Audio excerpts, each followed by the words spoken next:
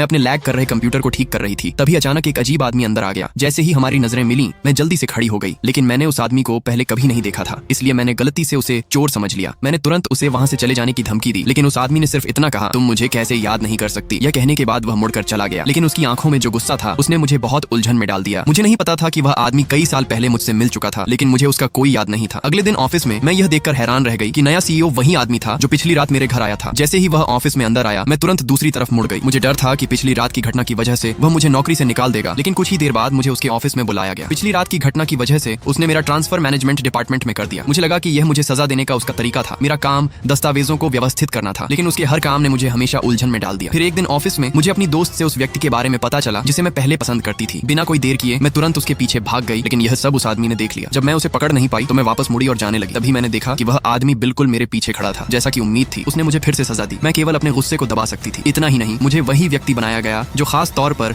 उसके लिए दस्तावेज पहुंचाता था। हर बार जब मैं उसके घर जाती, वह आदमी हमेशा बहुत ठंडा व्यवहार करता। मैं बस चुपचाप उसके पास खड़ी इंतजार करती। ये देखकर कि मैं ज्यादा कुछ नहीं बोलती, वह आदमी इतना गुस्सा हो जाता कि मैं एक शब्द भी नहीं कह पाती। वह आदमी हमेशा कई साल पहले हुए कार एक्सीडेंट की बात करता। उसकी ये अजीब और उलझन भरी बातें सुनकर भी मैं अब तक समझ नहीं पाई थी कि वह क्या कहना चाहता था। एक दिन जब मैं अपने हॉस्टल के कमरे में वापस आई तो मुझे पता चला कि मैं अपनी चाबी भूल गई हूँ। अच्छी बात यह थी कि हॉस्टल की बालकनी का दरवाजा खुला हुआ था, इसलिए मैंने बगल वाले कमरे की बालकनी से चढ़कर आने का फैसला किया। उसी समय वह आदमी और उसका असिस्टेंट नीचे से गुजर रहे थे। उन्होंने यह सब अपनी आंखों से देख लिया। तभी असिस्टेंट अचानक जोर से चिल्लाया। मैं डर गई, मेरा पैर फिसल गया और मैं तुरंत अपना संतुलन खो बैठी। यह देखकर वह आदमी तुरंत मेरी तरफ दौड़ा और मुझे पकड़ लिया। उसकी आंखों में चिंता देखकर मैं कुछ कह पाती उससे पहले ही बेहोश हो गई। जब मेरी आंख खुली तब मैं अस्पताल में बिस्तर पर लेटी हुई थी।